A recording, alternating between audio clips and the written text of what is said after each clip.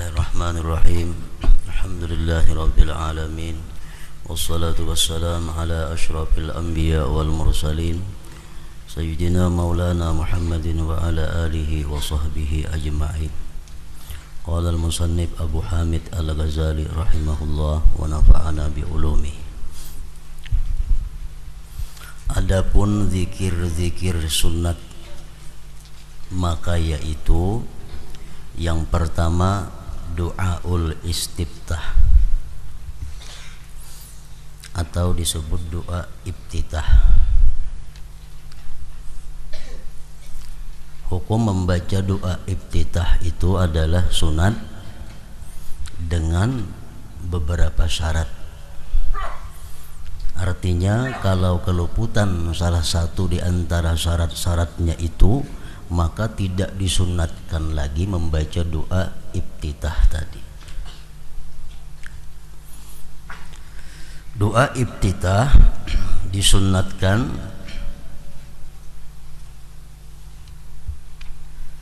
dengan syarat pertama, ayyudrikal imam bil qiyam, bahwa dia memperdapati akan imam pada waktu berdiri. Ini kalau makmum disunatkan membaca doa iftitah. Kalau orang sembahyang seorangan sudah jelas itu sunat, atau imam sudah jelas. Nah, kalau makmum membaca doa iftitah disunatkan apabila dia memperdapati imam dalam keadaan berdiri. Apabila dia memperdapati imam dalam keadaan duduk, maka kada sunat lagi membaca doa iftitah itu. Misalnya orang masbuk sampai ke masjid, imam parahatan duduk tasyahud awal. Kita masuk masjid, imam tasyahud awal sudah. Lalu kita di belakang takbir Allahu Akbar. Kita kada sunat membaca doa iftitah, tapi kita hendaklah duduk menyamai imam. Kada usah berdoa iftitah lagi, langsung duduk tasyahud awal juga macam imam. Nah, karena waktu berdiri ke rakaat berikutnya kada sunat lagi dia membaca doa iftitah, langsung aja membaca Fatihah. Yang kedua, syaratnya ini berlaku baik sembahyang makmum atau imam atau saurangan. Membaca doa iftitah itu disunatkan alla yashra'a fit ta'awudz, bahwa dia tidak masuk dalam membaca a'udzubillah seterusnya. Kalau sudah kita a'udzubillah, keingatan doa iftitah belum, nah kada sunat lagi kita membaca karena tempatnya sudah liwat. Jadi doa iftitah itu sebelum a'udzubillah mestinya. Yang ketiga, ini bagi makmum, an la yakhafa fauta ba'dil Fatihah, bahwa tidak takut akan keluputan sebagian Fatihah. Umpamanya kita masuk masjid, imam sudah membaca surah, wa wajadaka dhallan fahada wa wajadaka ailan fa'aghna. Jar imam datang kita ke masjid umpat berjamaah, jangan doa iftitah lagi dibaca, kena kada sawat lagi membaca Fatihah. Imam rukuk, nah kada usah lagi doa iftitah, karena kalau kita baca Fatihah kena kada cukup waktunya. Yang keempat, an la takuna salata janazah, bahwa tidak ada sembahyang janazah. Sembahyang mayit tuh kada ada doa iftitah, langsung aja a'udzubillah. Yang kelima, an la yakhafa khurujal waqti, dia tidak takut keluar waktu. Nah, kalau waktunya sudah sempit, pada usah doa iftitah lagi. Pada usah doa iftitah, langsung aja membaca a'udzubillah seterusnya. Nah, doaul istiftah termasuk zikir yang sunat. Yang kedua, zikir yang sunat ta'awudz, membaca a'udzubillahi minasyaitonir rajim, itu sunat. Yang ketiga, amin sesudah membaca Fatihah, sesungguhnya itu adalah sunat muakkadah. Yang keempat, membaca surah sesudah Al-Fatihah, rakaat pertama dan rakaat yang kedua. Rakaat berikutnya itu kada sunat lagi membaca surah. Misalnya kita sembahyang 4 rakaat, sembahyang sunat 4 rakaat sekaligus 4 rakaat. Nang sunat membaca surah sesudah Fatihah itu cuma rakaat pertama dan rakaat yang kedua, kecuali witir. Nah, kecuali witir. Kalau witir ini disunatkan sesudah Fatihah surah, walaupun lebih pada 2 rakaat. Misal kita melaksanakan witir sekaligus 3 rakaat. Kan biasa kita witir 21. Boleh sekaligus 3. Nah, itu ketiga-tiganya memakai surah. Lain pada sembahyang witir itu hanya 2 rakaat saja, pertama dan kedua nang basurah, selanjutnya kada usah basurah lagi. Misalnya sembahyang duha 4 rakaat, tapi ini sekaligus menggawinya 4 rakaat. Usalli sunnatad duha 4 rakaatin lillahi ta'ala. Aku sembahyang sunat duha 4 rakaat karena Allah. Nah, rakaat pertama Fatihah dan surah, rakaat kedua Fatihah dan surah, ketiga keempat cukup Fatihah aja, kada sunat lagi membaca surah. Yang kelima, takbiratul intiqalat, sunat juga. Takbir ketika pindah dari rukun fi'li kepada yang lain selain takbiratul ihram. Kalau takbiratul ihram itu rukun sembahyang. Nah, lain pada itu hendak ruku, hendak sujud, hendak berdiri, takbir Allahu Akbar, itu sunat. Yang keenam, zikir dalam ruku', subhana rabbiyal azim wa bihamdih, itu sunat. Sujud, zikir dalam sujud, subhana rabbiyal a'la wa bihamdihi, sunat. Dan i'tidal, zikir i'tidal, rabbana walakal hamdu, seterusnya, sunat. Dari keduanya, baik i'tidal dari ruku atau i'tidal dari sujud. Artinya bacaan duduk antara 2 sujud nang rabbighfirli warhamni itu sunat juga. Yang ketujuh, tasyahud awal.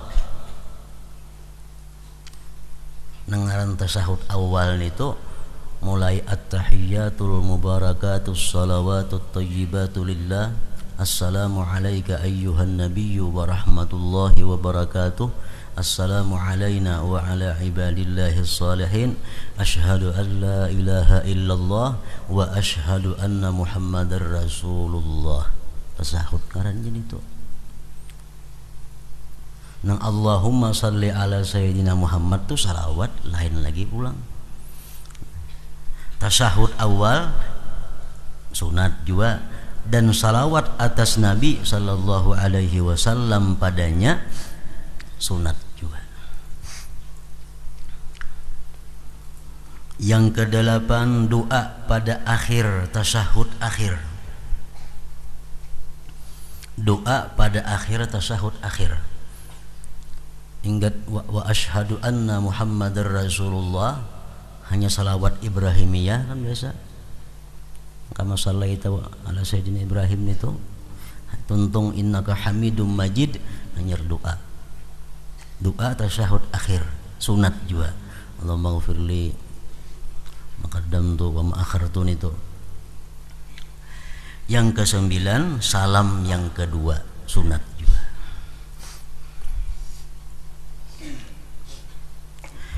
Ini meskipun kami gabungkan dalam nama sunat, namun sunat-sunat itu mempunyai derajat yang berbeda.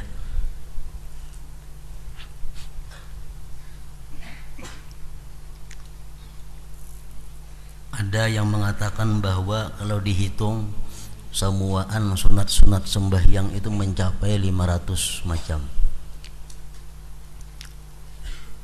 Bahkan ada yang menghitung kalau dihitung sesempurna-sempurnanya sunat-sunat sembahyang itu mencapai 1000. Nah, jadi macam-macam sunat itu mempunyai derajat yang berbeda. Ada bacaan atau perbuatan yang sunat di dalam sembahyang yang bila kita tinggalkan makruh, dibenci Allah.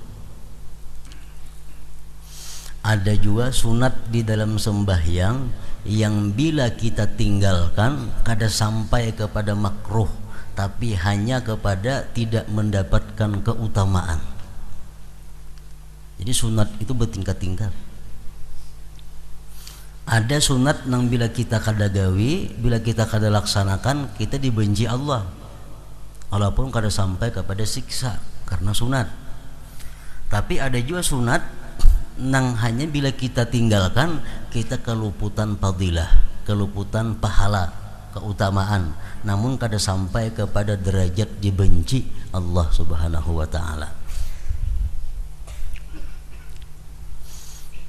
Di antaranya sunat-sunat nang bila kita tinggalkan kita dibenci Allah, makruh.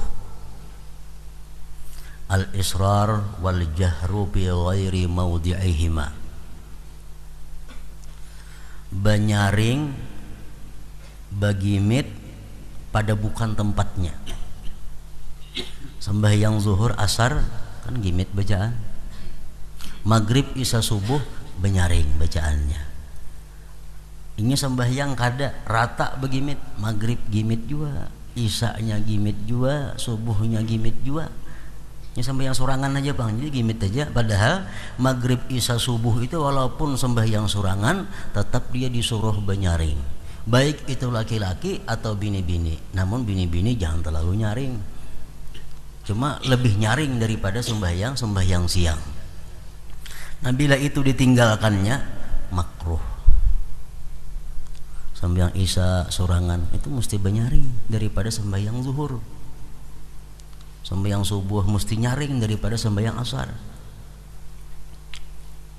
Mau sembahyang zuhur benyaring itu sudah jelas nyata makruh. Nang kebanyakan nih mau sembahyang nang benyaring dibaca begimit.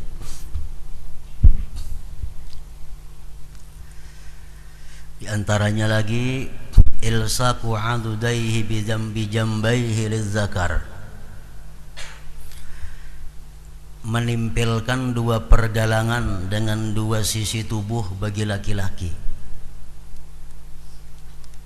baik pada waktu rukuk atau waktu sujud. Kan laki-laki itu sunat direnggangkan siku daripada dua sisi awak, nah macam itu kan laki-laki. Laki-laki macam ini membibini ngarannya, nah makruh itu. Atau bini-bini nadintu sembahyangnya makruh juga, malah laki ngarannya. Nah jadi bini-bini rukuknya mesti macam ini, sujudnya mesti macam ini, laki-laki mesti macam itu beranggang. Bila ditinggalkan itu atau kada pas macam itu, dia meninggalkan sunat yang dimakruhkan. Di antaranya lagi tarakus surah fi rak'atainil ulayain, meninggalkan surah pada rakaat pertama kedua. Sembahyang baca-ancap kada baca surahan Fatihah ruku, nah itu makruh. Sebab rakaat pertama dan kedua mesti ada surahnya sesudah Al-Fatihah itu. Di antaranya lagi sunat yang makruh ditinggalkan adalah takbiratul intiqalat, takbir perpindahan. Untung baca surah Allahu Akbar ruku, ada Allahu Akbarin tentang ada rukunya aja, nah itu makruh.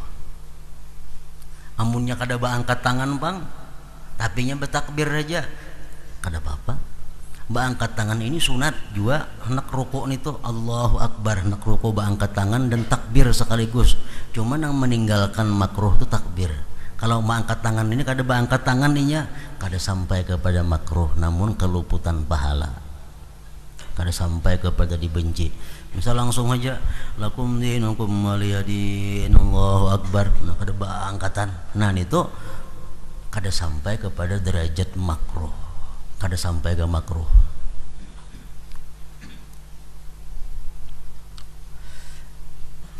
Tarku azkarir ruku', meninggalkan zikir ruku'.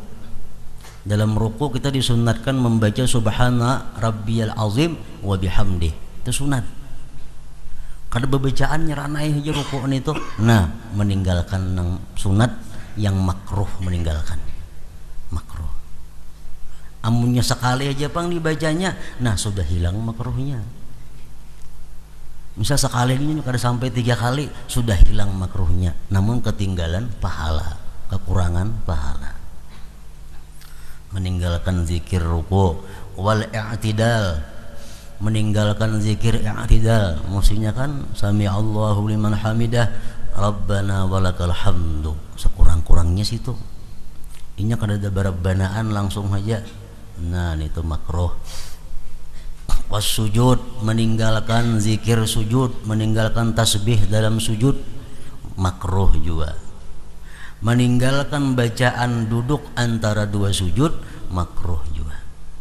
Rabbi ghfirli warhamni itu ada bacaan inya makruh.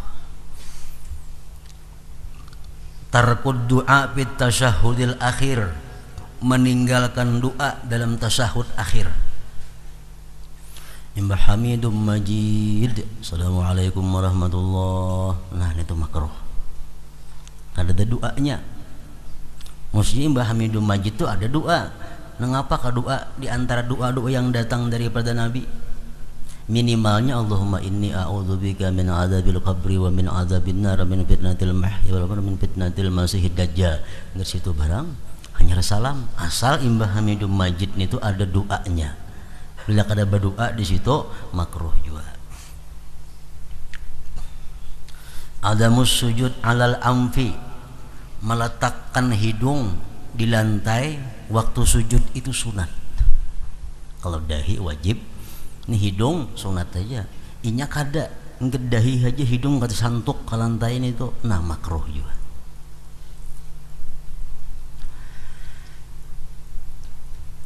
Qiraatul Quran fi ghairil qiyam, membaca Quran pada selain berdiri itu makruh. Misal ruku mestinya subhana rabbil azim, nya qul huwallahu ahad bacaannya, nah makruh juga.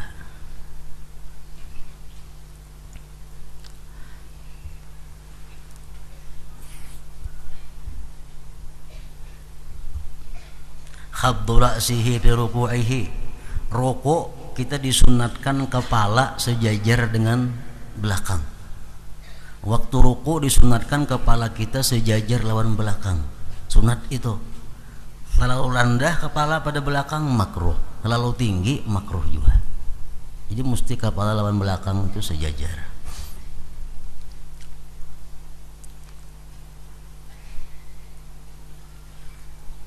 Kemudian lagi kita sunat waktu kita turun hendak sujud, lutut berdahulu ke lantai, hanyar tangan, hanyar yang lainnya. Nah, jadi mulai kita Rabbana walakal hamdu, Allahu Akbar sujud, lutut dahulu nang tak ke lantai, hanyar tangan. Bila tak dahulu tangan makruh, kada disenangi Allah, kada disukai Allah.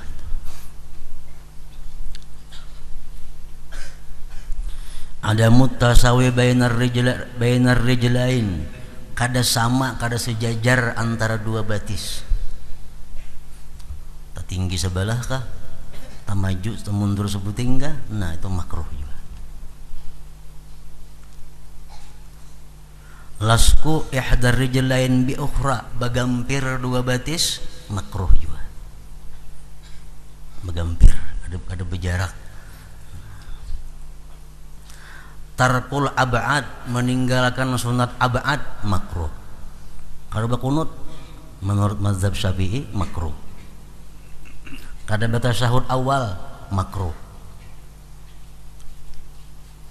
Itu amunnya kada ditapali lawan sujud sahwi. Tarkut ta'awuz, meninggalkan a'udzubillah. Meninggalkan a'udzubillah langsung aja bismillahirrahmanirrahim alhamdulillahirabbil alamin arrahmanirrahim, kada ba'udzubillah. Nah, itu meninggalkan sunat yang makruh. Kalau orang kada berdoa iftitah kada apa-apa, kada sampai ke makruh. Doa iftitah sunat juga, tapi amun kita kada berdoa iftitah apa langsung Allahu Akbar a'udzubillahi minasyaitonirrajim, kada makruhnya. Artinya meninggalkan doa iftitah itu derajatnya kada sampai kepada makruh. Tagmidul ainain, waktu sembahyang itu kita disunatkan membuka mata, jangan berpijim. Kecuali kalau kita membuka mata, kita banyak melihat hal-hal yang mengganggu khusyuk sembahyang, nah ya berpijim. Kalau keadaannya normal, berpijim makruh juga.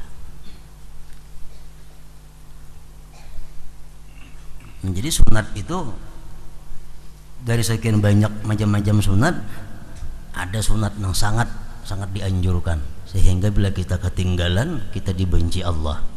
Ada sunat yang biasa, bila kita ketinggalan cuma kada dapat keutamaan. Kita mau angkat takbir, misalnya kada angkat pun kada jadi masalah. Takbiratul ihram, Allahu Akbar, tangan beganah aja, dia meninggalkan sunat, tapi kada sampai derajatnya kepada makruh. Kada sampai derajatnya kepada makruh. Sunat kita waktu qiyam menandak tangan pintu, sunat. Inya kada hendak menandak tangan belurus saja, kada apa-apa juga. Artinya kada sampai kepada makruh, walaupun itu mengurangi nilai pahala sembahyang, tapi kada sampai kepada dibenci oleh Allah Subhanahu wa taala.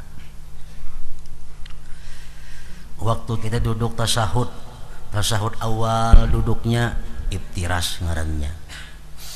Tasyahud akhir duduknya duduk tawarruk ngarannya.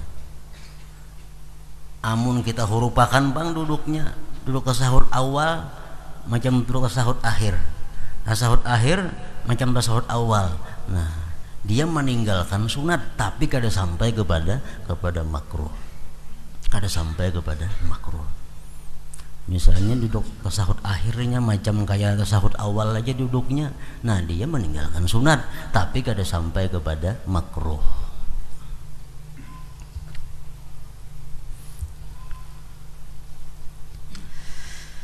Nah, ini meskipun kami gabungkan dalam nama sunat tadi, namun sunat-sunat itu mempunyai derajat yang berbeda. Duduk istirahat itu sunat, tapi kalau kita kada duduk istirahat kada sampai kepada makruh, cuma meninggalkan satu fadilah, satu keutamaan duduk istirahat.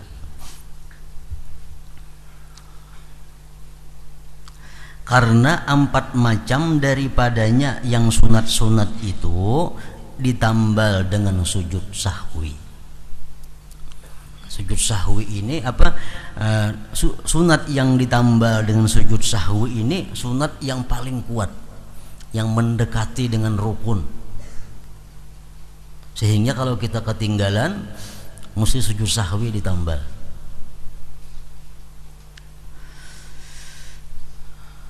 Adapun dari af'al perbuatan, maka ada satu, yaitu duduk pertama untuk tasyahud awal.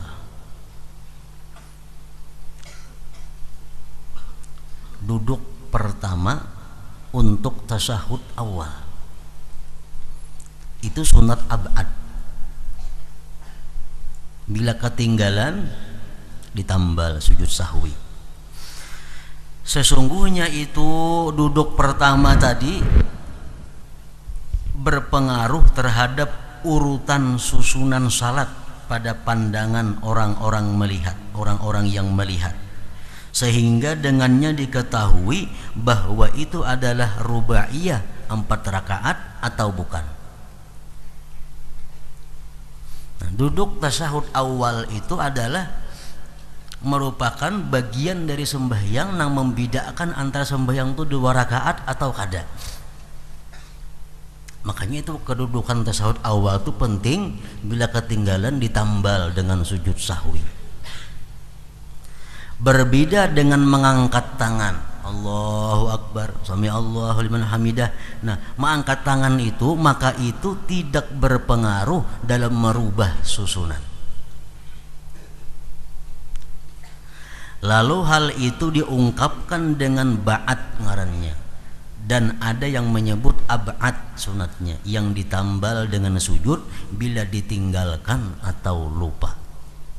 Sengaja kada hendak bakunut, dituntut kita sujud sahwi. Sengaja kada hendak batasahud awal, sembahyangnya sah saja, cuma kita dituntut untuk sujud sahwi, baik kelupaan atau sengaja.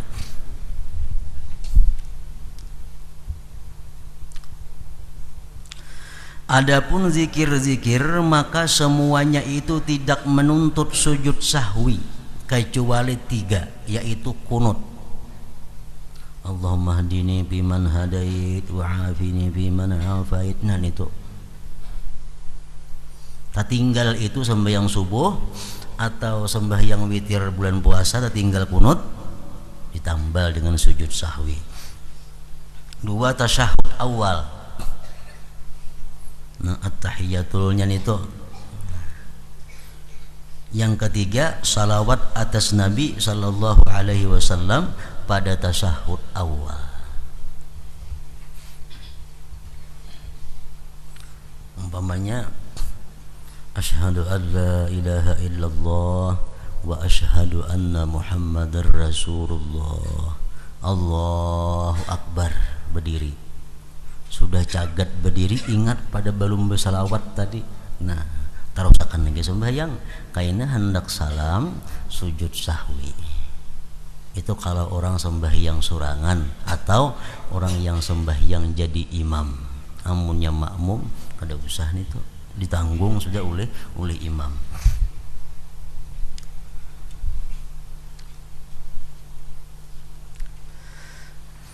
Berbeda dengan takbir intiqal, zikir pada waktu ruku', sujud dan i'tidal dari keduanya.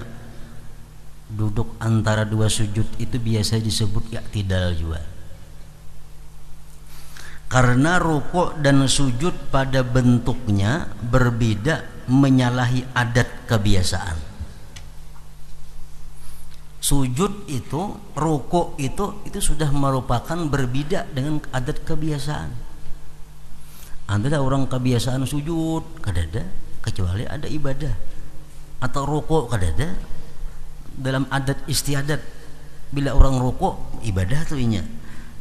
Nah, dengan rukuk dan sujud hasillah makna ibadah, walaupun dengan diam dari zikir dan takbiratul intiqalat.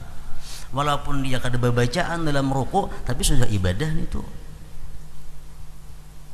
Tanpa zikir-zikir itu bentuk ibadah tidak berubah. Adapun duduk untuk tasyahud awal maka perbuatan biasa. Orang duduk tasyahud awal tuh itu bisa ibadah, bisa kada.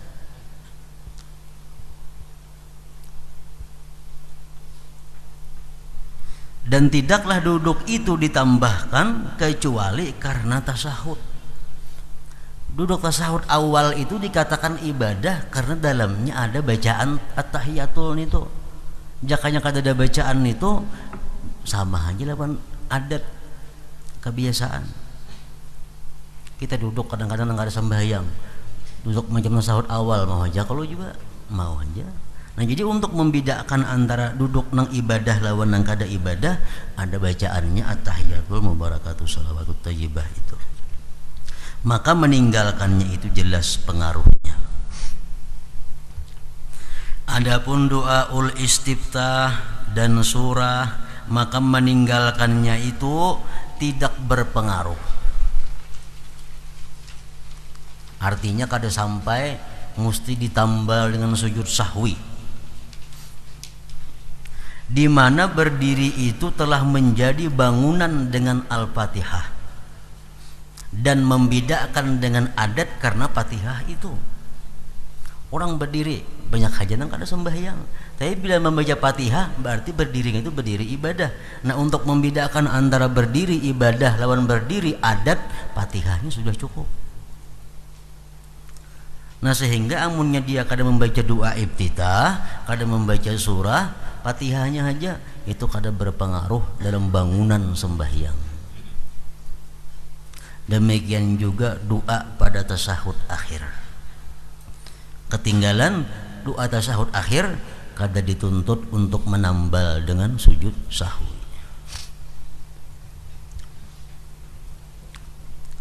Sedangkan kunut adalah sejauh-jauh sesuatu yang ditambal dengan sujud, tetapi disyariatkan melamakan i'tidal pada salat subuh karenanya. Jadi rukun pendek nang kada boleh dipanjangkan di dalam sembahyang itu ada dua. Pertama, i'tidal, itu kada boleh panjang. Tapi karena di situ ada kunut, lalu dipanjangkan sebatas kunut itu. Yang kedua, duduk antara dua sujud, itu rukun pendek. Bacaan-bacaan jangan melebihi daripada bacaan yang ada boleh kayaknya. Nah, kalau berdiri itu rukun panjang, nak seharian berdiri kada apa-apa sembahyang. Itu rukun panjang. Sujud sama rukun panjang juga. Seberapa lawasnya kita tahan ada jadi masalah. Tetapi disyariatkan kunut, melamakan i'tidal pada salat subuh karenanya kunut itu. Maka itu seperti memanjangkan duduk istirahat. Karena duduk tasyahud awal itu menjadi panjang lama bersama tasyahud, maka menjadilah i'tidal ini berdiri yang lama yang biasa padanya tidak ada zikir yang wajib. Dalam memanjangkan ini terdapat pemeliharaan dari selain salat subuh, dan dari kusungnya dari zikir wajib itu terdapat pemeliharaan terhadap pokok berdiri dalam ibadah, dalam salat.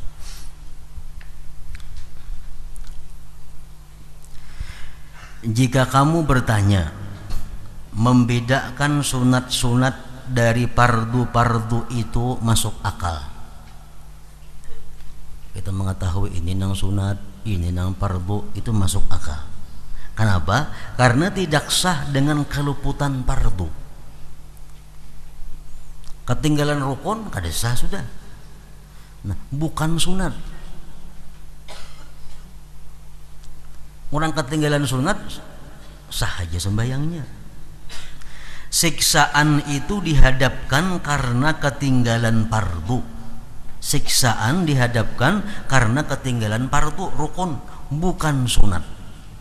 Jadi perlu membedakan kita antara sunat lawan rukun. Karena bila ketinggalan rukun kada sah, ketinggalan sunat sah. Adapun membedakan sunat dari sunat, sedangkan semuanya itu diperintahkan dengan jalan sunat dan tidak ada siksa pada meninggalkan seluruhnya sunat, pahala itu ada terhadap semuanya, maka apakah pengertiannya? Apa gunanya kita membedakan sunat-sunat itu?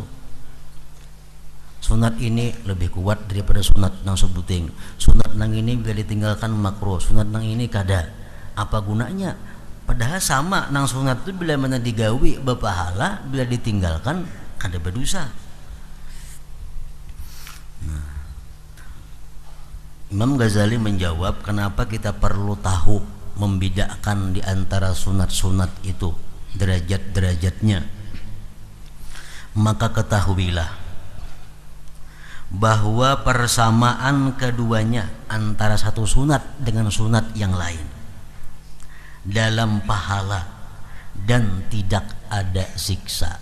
Tinggal tidak adanya dan tidak ada siksa. Bahwa persamaan keduanya sunat dengan sunat yang lain dalam pahala dan tidak ada siksa dalam sunat itu tidak menghilangkan perbedaan keduanya.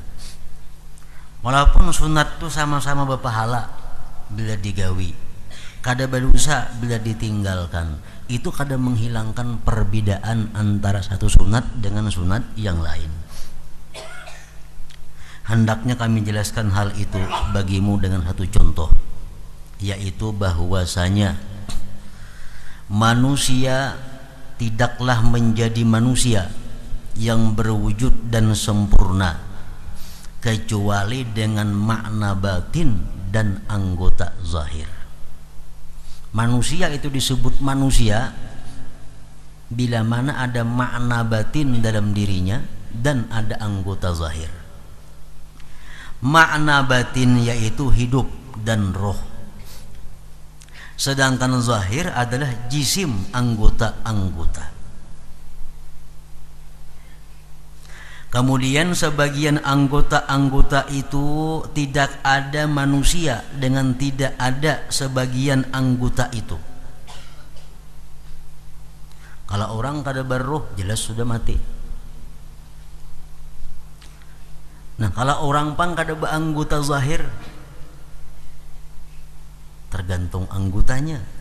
Ada manusia yang bila kehilangan anggota itu kada kawa hidup, seperti hati, jantung, dan otak, dan tiap-tiap anggota yang tidak hidup manusia dengan ketiadaan anggota itu.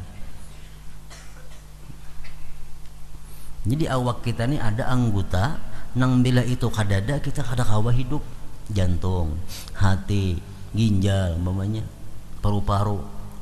Bila itu kadada kita kada kawa hidup. Nah, itu anggota zahir.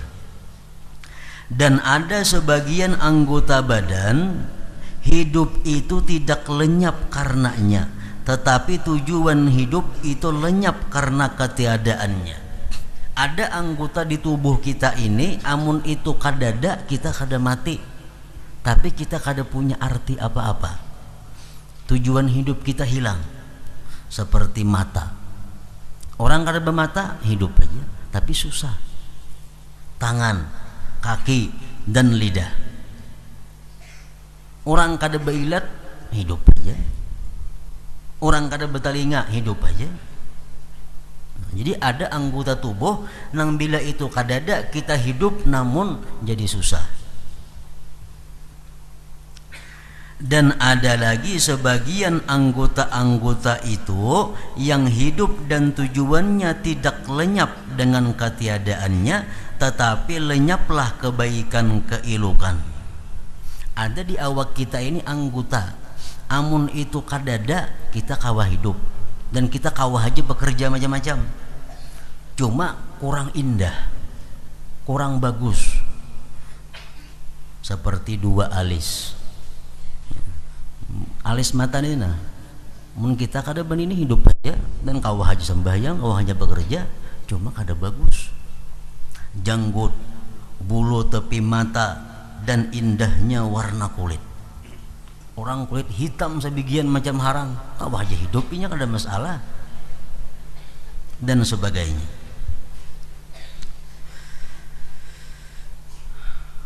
Dan sebagiannya asal kecantikan keindahan tidak lenyap, tetapi kesempurnaan keindahan itu seperti kemelengkungan dua alis, hitamnya rambut, janggut, dan bulu tepi mata, kesesuaian kejadian anggota badan, penyempurnaan merah dan putih pada warna kulit. Ada juga anggota kita amun itu kadada kada apa-apa, cuma kurang sedikit, misalnya awaknya putih, ada nang hirang sedikit, ada nang hirang benar. Nah, itu kada jadi masalah, kada mengganggu hidup seseorang, kada mengganggu pekerjaan seseorang, namun mengurangi keilukan seseorang.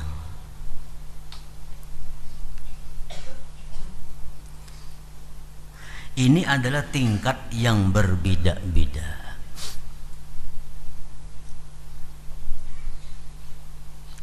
Dan kita beribadah dengan mengusahakan bentuk itu.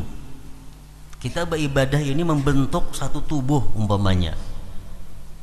Kita sembahyang membentuk satu manusia. Maka roh dan hidupnya yang batin itu adalah khusyuk, niat, hadir hati, dan ikhlas sebagaimana akan datang. Sembahyang kita kalau kada ikhlas, kalau kada khusyuk, kada hadir hati, sembahyang kita ini sama lawan manusia nang kada hidup. Manusia mati. Manusia mati mesti dipatak. Kalau dipatak membawa penyakit kepada yang lainnya. Nah, sembahyang kita bila mana kada ikhlas, kada khusyuk, kada hadir hati, sama dengan manusia tapi kada bernyawa. Kita sekarang pada bagian-bagian yang zahir. Rukuk, maka rukuk, sujud, berdiri, dan seluruh rukun-rukun itu berlaku padanya seperti berlakunya hati, kepala, dan jantung, karena wujud salat itu lenyap dengan lenyapnya itu. Kalau manusia kada punya kepala, kada mau hidup sudah. Nah, sama sembahyang, tinggal Fatihahnya, kada mau jadi sembahyangnya.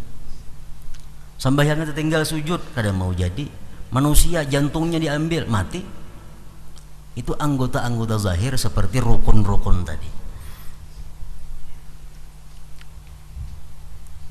Sedangkan sunat-sunat yang telah kami sebutkan dari mengangkat dua tangan, doa istiftah, dan tasyahud awal, itu berlaku daripadanya seperti berlakunya dua tangan, dua mata, dan dua kaki. Kunut ibarat awak kita tangan, tasyahud awal ibarat awak manusia batis.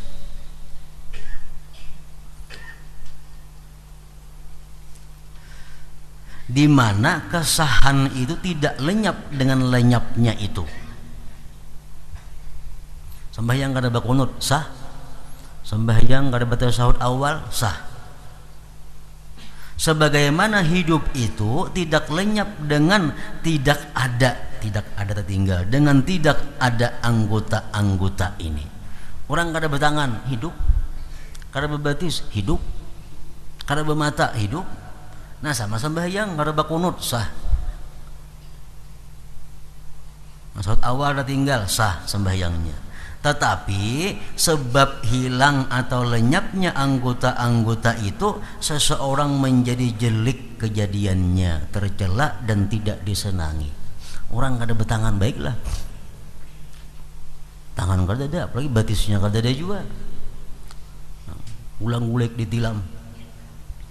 Sama sembahyang nang kada bakunut, sembahyang kada tasyahud awal, hidup aja sembahyangnya sah aja, cuma kada baik. Jadi sunat abad nang dalam sembahyang itu laksana tangan, batis, mata, telinga itu. Amung kita kada manggawi sah, sama awak kada bertangan. Adapun hayat perilaku adalah sesuatu yang dibalik sunat-sunat itu. Sunat-sunat maka ia berlaku seperti berlaku sebab-sebab kecantikan, keindahan dari dua alis, jenggut, bulu tepi mata, dan warna rupa yang bagus.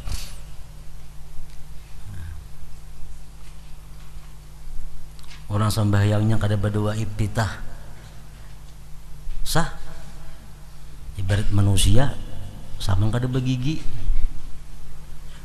hidup aja inya, kalau aja makan jangan betaguk langsung, kada mati, cuma giginya kada ada. Nah, sama sembahyang kada baik pitah sah aja, cuma bentuknya kada bagus. Nah, jadi sunat-sunat sembahyang yang macam mengangkat takbir, sunat membaca surah, sunat selain daripada abad, nah itu fungsinya mempercantik, memperindah, memperilok sembahyang.